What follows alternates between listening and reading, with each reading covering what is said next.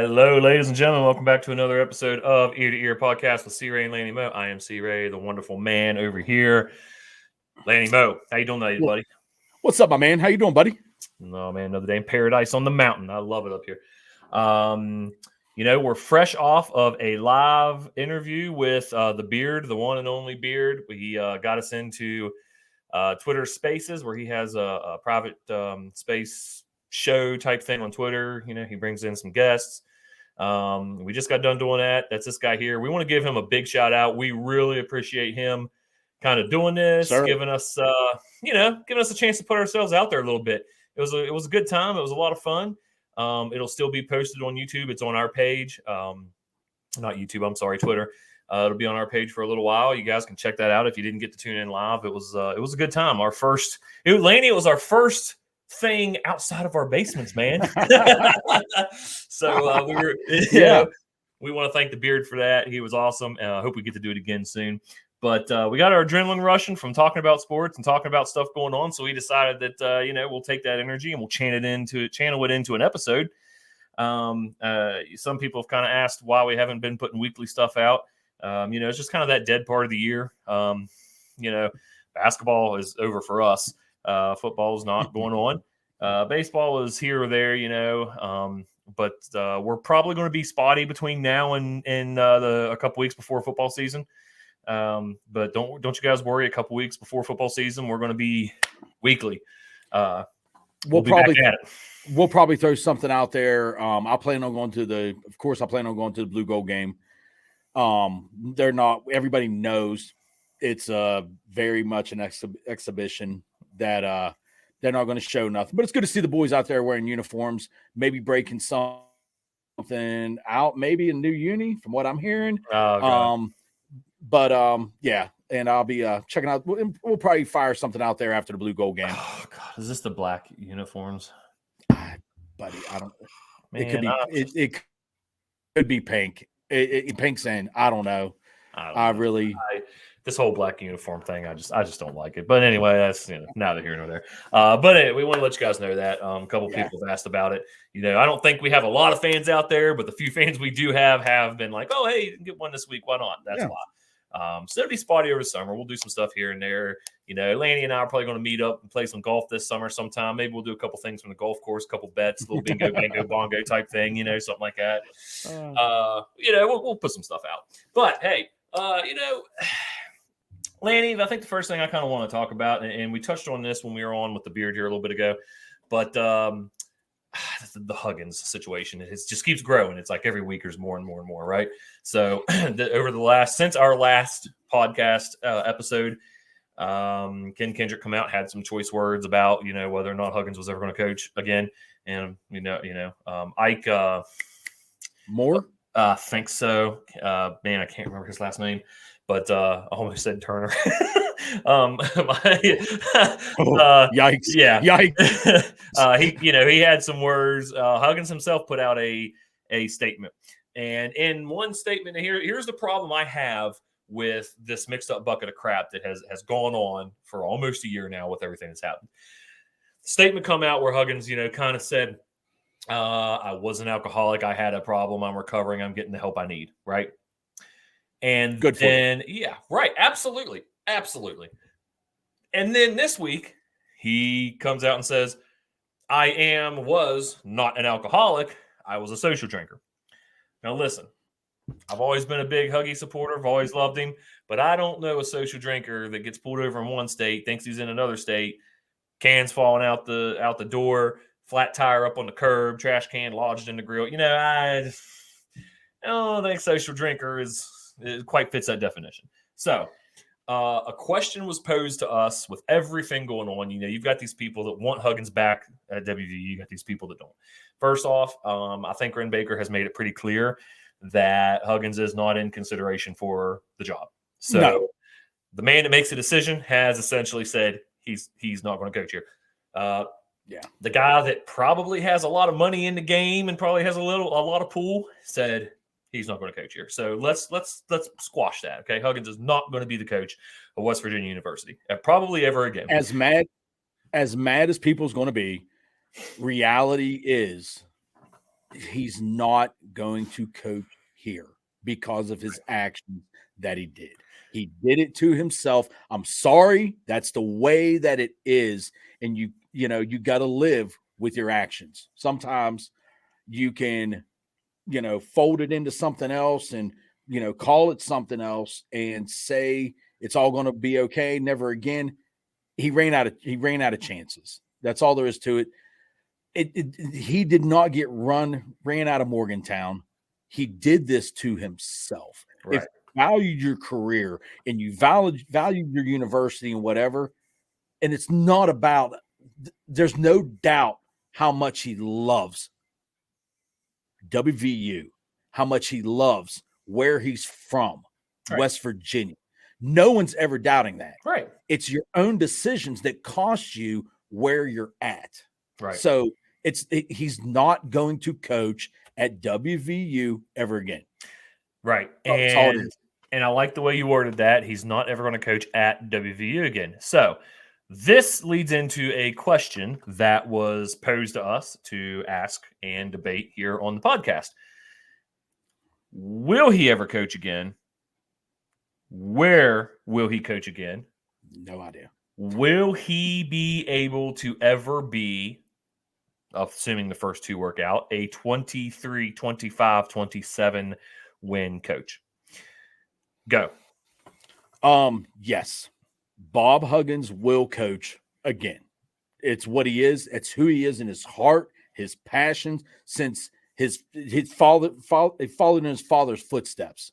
His dad, phenomenal coach. Bob Huggins, phenomenal coach. Absolutely. He will coach again. Where I see him at a MAC school. A G5 school. Yes. I see him somewhere like a Bowling Green, a Youngstown State, a Akron, Western Michigan type, Eastern Michigan type, St. Bonaventure, something that's not quite Power 5. And I think he can go there and reap the benefits of troubled players that don't have the grades, whatever their background is, and get some ballers and run up, an upbeat. And I think following up with that, I think he can win the 23-24 game season. I mean, have the 23, 24, 25 wins, compete for the championships there, and maybe put in a couple years there. We got to think Bob he's no spring chicken. So he don't have 10 years to build like he's already got a resume. Let's be real, but he doesn't have the 10 years to put in and then go coach a Florida, a Texas A&M, a Georgia team.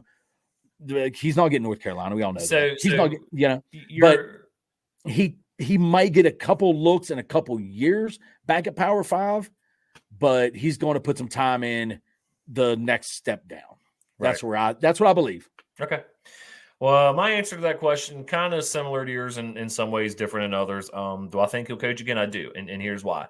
It might not be West Virginia, but there's a school out there somewhere that has no problem putting their, and I don't want to say morals, but kind of overlooking the things that a coach has done in the past to give him a chance. We all know why Rich Rod got let go from Arizona. He found another job, couple steps down school-wise, couple steps down position-wise, but he got another job where he's coaching again, and he's back to being a head coach, right? I think this past year he was head coach. He went, okay. He's winning. Rich Rod, yeah. I don't pay attention to him. I do. But Chris Beard. Chris Beard's another example. Everybody knows the whole crap that happened with him here a couple years ago. He, got let go. Bam. Now he's back in the coaching ranks and, has done pretty well with the school. But you're talking younger guys. You're talking younger guys, but, and is it possible that his coaching career might end at a G5 or maybe even a high-level D2 school? Sure it is. But I think that, yes, he'll coach somewhere again. It'll be a lower level school, like you said. Don't know where, but yes, absolutely. Yeah. Being a 24-25 win, I don't know. Possibly, but I don't know if it's possible. I don't know if it's probable. I think there's a certain element to today's game that I don't think Huggins can adapt to anymore. It's just the way the game's played. It's the way, you have NIL where you have to pay for kids, and kids that require a certain amount of money have a certain attitude and ego. And I mean, I think Colorado last year in football is a good example of this. When you get a bunch of self-proclaimed all-stars and you put them on a team together, you don't accomplish what you think you're going to accomplish, right? You got to have those B-roll players. So I think with the way the game and everything works today, I don't know. I don't see him. I just don't see him being successful. Yeah. As successful in whatever gig he might land here in the future as he has been in the past. I mean, we were just talking on the beard here a little bit ago. Look at the last 5 years. Now, granted, we're talking about the last 5 years in Power 5 in the Big 12. Sure, I get that. So, I think he'll do better at these smaller schools. But, with smaller schools comes, smaller time players too. So that's my opinion on it. But now too, if you're playing for that school and all of a sudden you have yourself a season where you're scoring 17 points a game, getting whatever rebounds, whatever assists, guess what you're doing? Next year, you're playing for Kentucky. You're playing for, a top 25, 35 program. Yeah. You're not there no more, Yeah. So that's a building step. But there's no doubt in my mind, Bob Huggins will coach again. Well, never, ever on West Virginia side, on those chairs over there, right where his stool was. So. Well, with that being said, you can tell Mac we posed this question and we answered it. But kind of segueing, sticking with basketball a little bit, there's been a lot of coaching buzz about West Virginia and who Ren Baker wants to hire and who the candidates are. I've been beating the drum for Shaka Smart to take a chance at him, take a shot at him, give him a call. Maybe Ren did that. I don't know. I like Shaka Smart. I think he's a great coach. I'm looking for him to take Marquette a couple rounds deep this year into the tournament. But as far as realistic candidates go, I think my top two, I like Dusty May. I like his demeanor. I like his attitude. I like his system. I think he would be a good fit, and I even kind of heard from a source, that knows a few people that he was kind of highly talked about. And there's a possibility, but I think the leading candidate is probably Byington from JMU. And I believe, yeah. I honestly think if I were to put money on it, I think it might be him. And he's a great coach too. I mean, he's done wonders down there with JMU. So not bad. What do you think? Who do you want? I think Byington.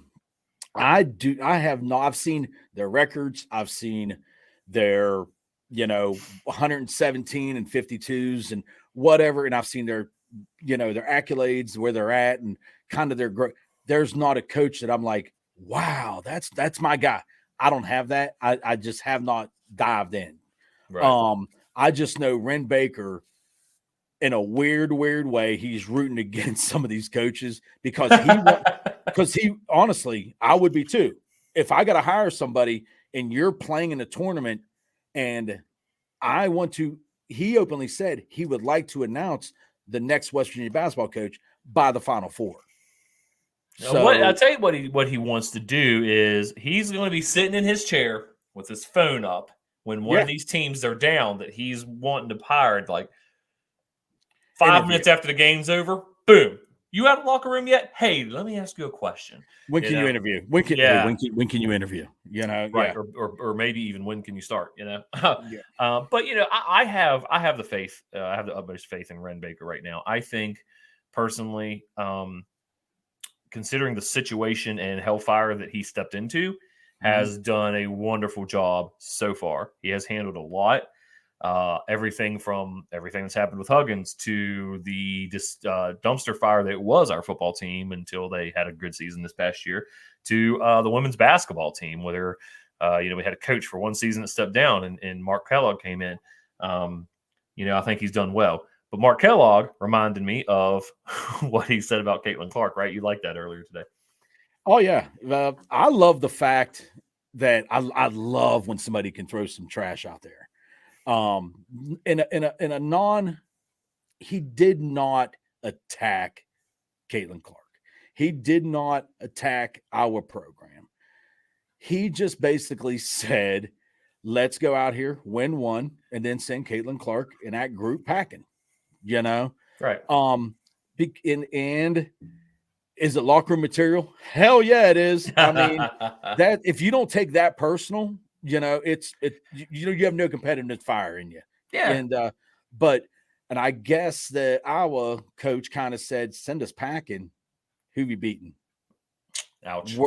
You got to beat Princeton first, and then come on up, and Caitlin will drop 70 on you.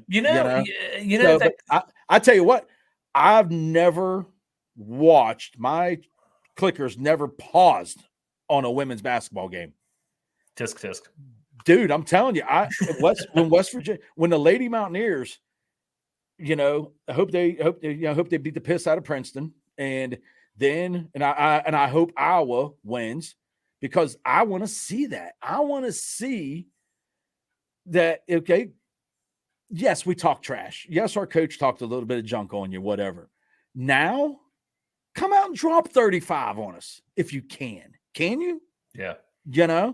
And if you do, guess what? You're the best player to ever play women's college basketball. You should have. In a weird way. Shut him up or whatever. But I just like the banner of it. Because she has that love-hate. You either love her or you can't stand, or you hate her. Yeah. And I just like that banner of it. So I think something that a lot of people are overlooking, and I've seen this pointed out a little bit on Twitter and stuff. It's fun, but it's a classic trap game. The Princeton game is, because we are literally looking past Princeton. We're not even considering them as a threat. And he didn't even say the name Princeton. He said, let's get past our first game. Yeah. Let's win one and then send her packing.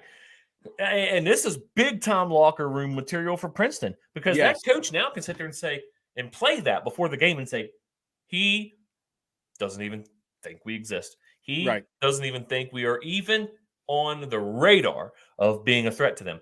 Yeah. And I mean, that's how, Duke thought that about Lehigh State about 10 years ago and got beat by a 15 seed. And we see it all the time. We see all the time these bigger schools that have a really good record and are high seeds, and they look past the little guy, and that's when the little guy bites you. I hate to bring up Stephen F. Austin, but that's a really good example. I mean, we weren't.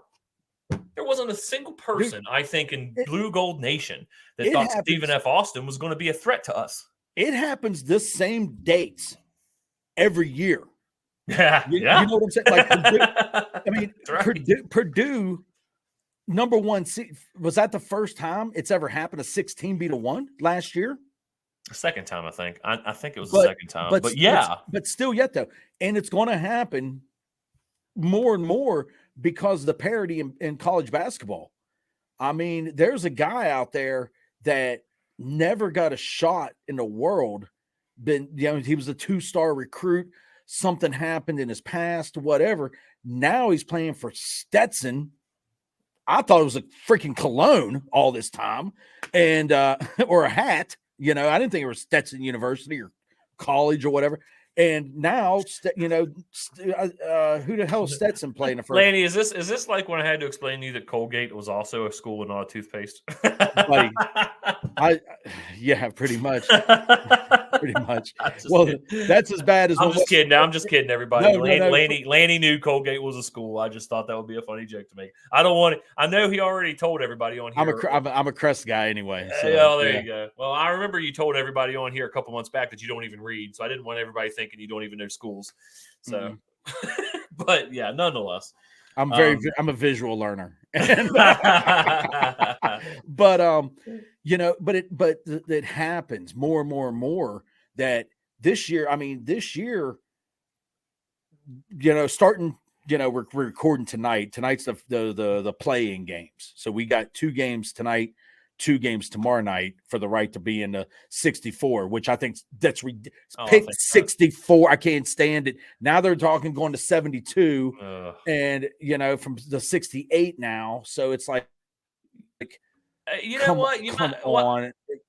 Why not? Let's just go 100. Yeah. And it's everybody gets a play-in game. It's like that's what I said. But that's a whole other thing. That's everybody gets a prize, and winners get sprinkles.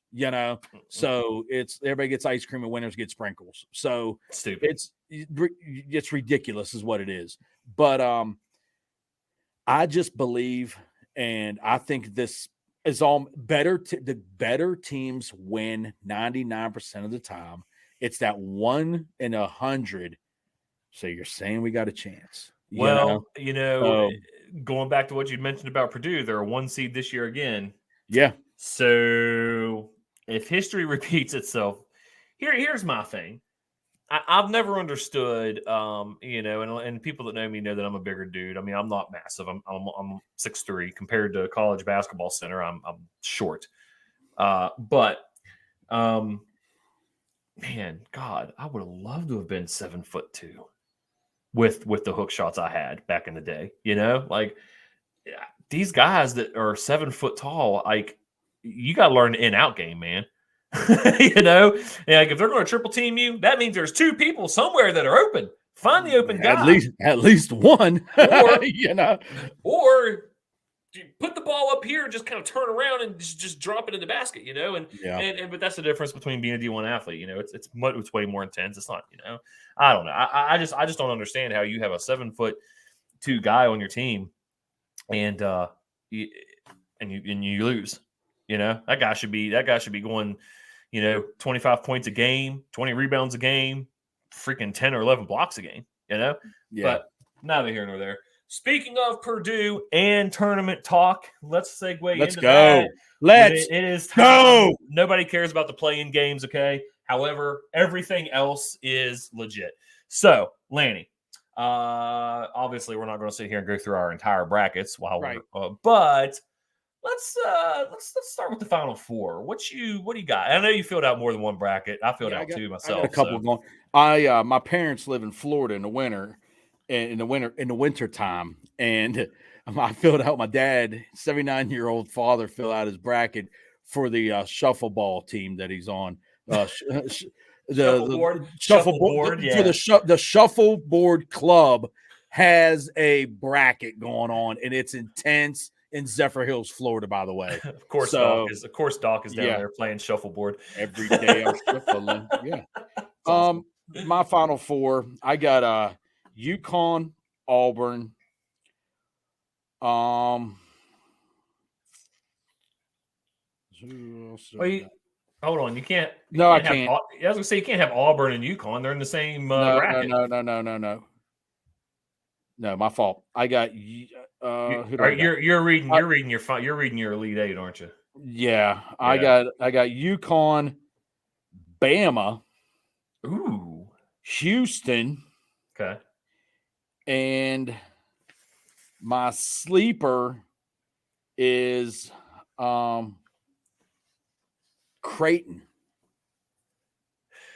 Well, I mean, what do you mean? What do you mean sleeper though? I mean, they're a 3 seed. That's not a sleeper, dude. Come on, if you're in the top 4 of your bracket, that's not a sleeper. Sleeper is like, we got a 9 seed Kansas. Oh, that's a sleeper. What state is Creighton? What state's Creighton in? Sleeper. Sleeper. Location is irrelevant here. Damn it, Lanny. God. And Creighton was up to like number 8 in the nation. But no, okay, that's mine. Shut up. What's yours? All right, so I got 3 brackets total, but here's the thing. 2 of them I filled out. Anybody out there that knows me knows that I have a Great Dane. And she's a smart as a tack, right? So this is what I do, dude. Listen, my Great Dane loves March Madness. You know why? You know how she picks her bracket? 1 treat in each hand, assign a team to each hand, and she just pulls which fist she wants. All right, that's what she does, and so that's how she picks. Okay. So we're gonna start. We're gonna start with Daisy the Dane, right? So she's got Montana State winning national championship. No. Oh God, it's actually not bad. Okay. And I swear that I don't I don't influence her. I simply put a treat in each hand. Mm-hmm. You know, I'm good, very good at training dogs. I was a trainer at one point, and she paws up, she picks a knuckle. Okay. Okay. So Daisy the Dane. I should have made a graphic and put a picture up on here. She's wow. adorable. Her Final Four. And listen to this: San Diego State,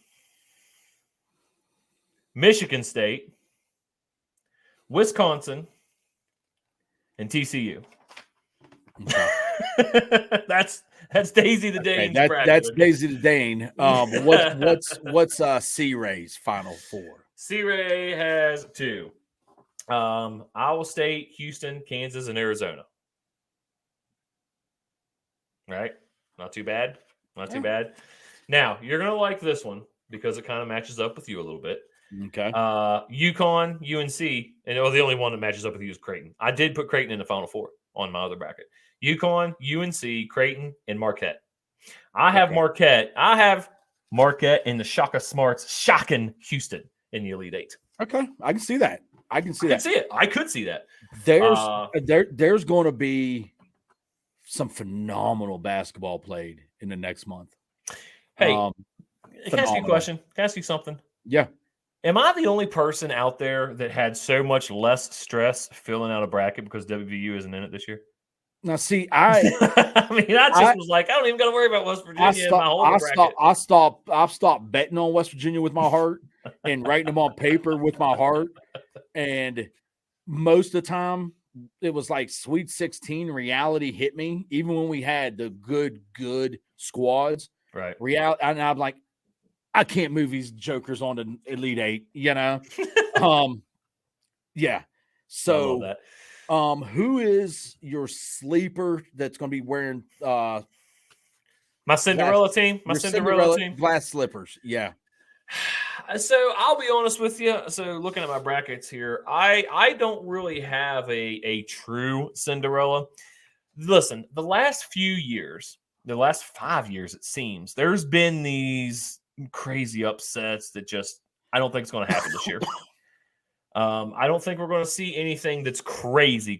Like, Purdue being upset by 16 seed. I don't think we're going to see that stuff this year. But I think a team that I did kind of pick, let me find it on here. UAB was one. I have UAB making it to the Sweet 16, but I think that's where it ends with them. Now, granted, they're only a 12 seed. I don't think that I picked a higher seed really anywhere. Oh, I have Grand Canyon University. I think they could pull one over on St. Mary's because Grand Canyon, dude.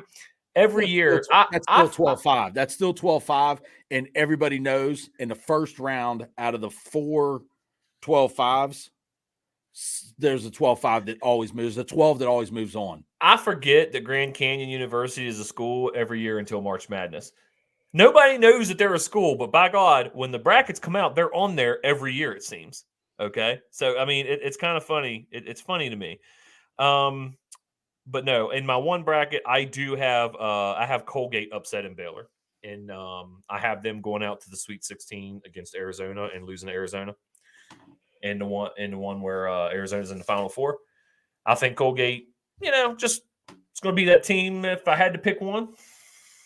Laney found out just today that they're a university and not just a toothpaste, and he's here for it.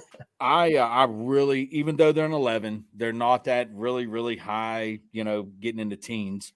New Mexico. Okay. I love their draw. Clemson. They're not a basketball school. They play Clemson in the first round, and then they're going to get Baylor, Colgate winner. I think New Mexico can march on to the Sweet 16. New Mexico gets down. I like me some. And here's a team that nobody's really, even a Big 12 kind of slept on them in a weird way. BYU is a 6 seed. BYU is a problem. I think outside of our conference, because let's face it, the Big 12, beat up on each other. The ACC has always been the basketball school. Well, guess what? I think that those days are over. I think the Big 12 has turned into that league that is tough as crap to win in as a basketball team. And I think teams that are in the Big 12, I think could go farther than some of the other teams because we all know each other and we all beat up on each other, but put us out there against a team that's never played us before, and it's a different game. And I think BYU is going to be a good example of that. I think they might go farther than some people think because I do too. Here in the conference, not the same as when you get out in the big dance. We're not playing each other there, So I think that's a good point. A team that I really like. The game. I don't like either team. Don't think I like them. The game that's going to be sit down and watch. If you want to see a bloodbath, punch you in the mouth, first one to score 50 points wins. Texas Tech and NC State. Those two. That's going to be a war between Texas Tech as a 6 and NC State as an 11. NC State just won the ACC championship. Good for them. Texas Tech, they're in the 4 number, like a number 2, 3, 4, back and forth all year in the Big 12. NC State's got Baby Huey. This dude is like this dude's like 6'7". Like they got him listed at like 310. Dude, this dude's a dump truck. This old boy is like 345 on the hoof and bringing it, and he's got like a nice little turnaround jumper, plays hard, and I there's some games, man, that I just can't wait. I can't wait to watch. Who else here? And I'll be honest, they, from what I've heard and from what I do read a little bit. From what I've heard is McNeese, if I'm saying that correctly, McNeese State gets down. Like, I don't even. Ain't no way. That school might be in. I don't need Fort Worth, Texas. I don't know where McNeese State is even at. No way. You want to pick a 12-5 matchup to be upset? It's not that one.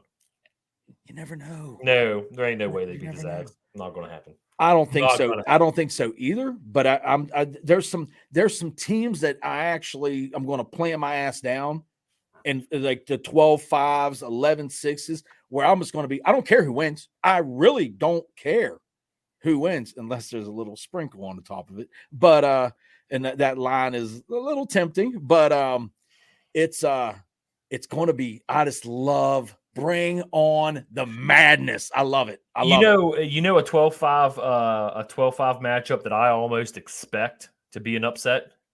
Bring it. JMU against Wisconsin. Absolutely. I almost expect JMU to win, and I'm almost surprised that JMU didn't get is it 12? I'm surprised they didn't get a single digit seed. A lot of people expected them to be in that 9-8. Game single digits for sure. It's one of those that's a bad draw for them but Wisconsin is just they get slept on in the Big Ten, and it's one of those you forget about Wisconsin, and Wisconsin's pretty nasty. Wisconsin will give some fits, but I'm telling you, there's some games where I'm like, I want to see that 12-5. I want to see that 13-6 game, or 13-7. I'll tell you right now, I always root for the underdog in March Madness, unless it's a team that I like. Okay. I really don't know of a team that I would say that I like, but teams that I'm okay with outside of us, Arizona's one, which – well, they're not in the Big 12 yet. So, Arizona, I've always they are. Yeah. Well, they're not. Yeah, they didn't play. They didn't play this year. Football, they did, but yeah. No, they didn't. No, they didn't. No, they didn't. This coming season, there's their first season in the conference. My bad. Yep. Damn it, lady. throat punch you. But JMU actually is one that I'm a pretty big fan of. But I don't know. I'm always that person that's like rooting for the underdog. Marquette's a team that I like. I don't know why. Maybe it's because now they got Shaka as their coach, and I'm a big fan of his. Mm-hmm. But I kind of root for them. But outside of that, man, I'm like, come on, underdog. You're a 12 playing a 5. I'm pulling for the 12, man. It's 6 playing the 11. Let's go 11. That's just how I am. But it's. But I do not want to see Colgate in the Final Four. Oh, I'd love that. I don't want to see, because it's annoying. I don't know what it is. To me, I'm sitting there going, and I love the run. I love when a team can go on a heater, but I love to see when it ends too. In reality, check comes in. Nah, man. I'm about to drop $100 on Colgate winning the national championship. Shut your mouth. Remember when Mountain Dew had the teams under the lids? Yeah. Yes. It had me cheering my ass off for Grambling. Team you never heard of. Never. Get a lifetime supply of Mountain Dew. God, man. Or whatever. It made you're like, okay, who do I got? Please let me Duke. Please let me North Carolina. Please let it be Kent. And you twist it open, and it's Belmont. And you're like, shoot. Well, next thing you know, Belmont wins one. You're like, I got a chance. I don't. No, I really don't got a chance. But right. I love the chaos. I love the madness. I don't want to see 100. I don't want to see 100 teams. There's always going to be bubble teams that burst. There's always going to be a team that gets screwed. And real quick, I want to hit on this. So you don't get in the big dance, NCAA tournament. And then, okay, we got the NIT. There's a numerous amount of teams that said, we're not playing in NIT. You know who? What do you think of that? I mean, listen, to each their own. Do you know who didn't get into the big tournament? Pitt. 9-23 this year, but Pitt didn't make the tournament. Success. We're done. Yes, I love it. And all these Pitt fans are like, there's no way we don't get in. No, there's no way we don't get in. Yeah, I'll look at you now. And then they turned down the NIT, I heard. Yes. Right? Yeah, they did. Syracuse did. I can't remember any other big schools that really did. But my thing is, you are there. That's part of your tuition, whatever it is. It should be up to the coaches, and it's just like bowl. I'm saying they're opting out, just like bowl game shit. Right. But it's like, play another 3-4 games with your team. You're so sad, and you're crying on the sideline. Your season's over, and you're there at your watch party in NCAA. Your name doesn't pop up in the thing, and it's like, well, I'm done. So what? Go play. You're a basketball player. Yeah. You want to compete. Go win that little trophy. And I just don't agree with that. I hate quitting, man. I can't stand it. To me, it's different than the bowl games, and here's why. From the way I understand it, is a lot of these teams that are electing not to play in the NIT, they're taking team votes. And the team as a whole is saying, hey, we don't want to do this. And that's different because, with the bowl games, it's the individual player who does have a shot at the NFL or thinks he has a shot at the NFL. Now, my problem with that is, I understand it. You don't want to put yourself on the line that one last time, because that one last time could be the game where something happens. I get it. It could be. But you've also played 3 years of college football and nothing has happened. So your chances are pretty slim. But, I'm not a big fan of it, but I don't hate it. This, to me, is different. These guys are taking a team vote. The kids are like, hey, look, we just don't want to do it. We don't want to play in the NIT. And you know what? If they don't, fine, whatever, don't. To me, it really is a 50-50. the team didn't want to play in the NIT, I really couldn't care less because guess what? I'm not going to watch the NIT. No, I mean that's true. That is the truth. The NIT, when it's played when NCAA is not. It's right. It's on the dead nights. The only time I've ever watched the NIT is when we were in it. Yeah, and even then I wasn't all that happy about it. Yeah. So that's my thought on that. But in closing, the big question, Laney, is who you got winning it all. I have Houston winning it all. Okay. All right. My two picks, UConn, Iowa State. On my two brackets. Oh. The two different brackets. Sorry. Okay. I got UConn on one, Iowa State on the other. If I got like 22 brackets out there. For real though, I really would. The team that I'm rooting for, and I don't know really why. I just sat down, watched 2 of their games this last week. Man, I love me some Auburn. I like Bruce Pearl. I really like a couple of their players now that I've watched them.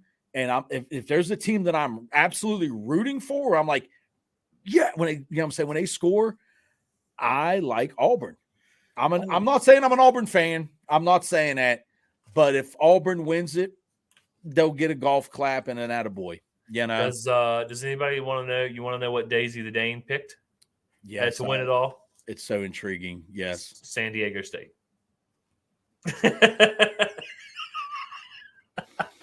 Hey, what are you gonna do if San Diego State wins it all? Hey, my Great Dane's gonna be the most famous Great Dane in the world. Hey, San Diego State just made the Final Four 2 years ago? 2 or 3 years ago, yeah. Yeah. So there's a chance. There's always a chance. There's a chance. Let the madness begin. I can't wait. I was this close to taking off Thursday and Friday. I swear to you. Hey, just take your iPad, dude. Set it up beside you at your office, man. Buddy, I got a computer. I'm good. Oh, well, yeah, but I know they track that crap too. What? No.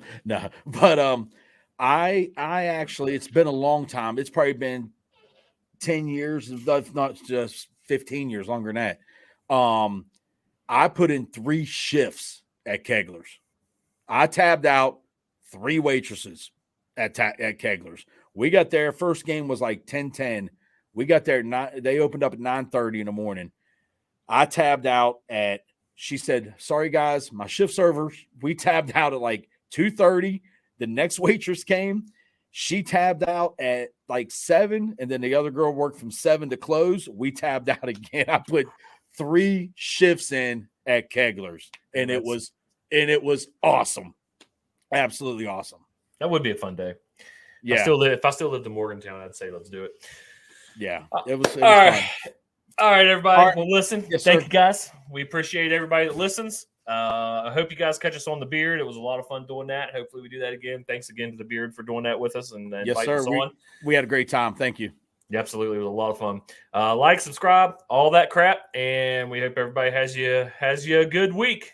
Hope we kept you entertained and smiling ear to ear. Let's go.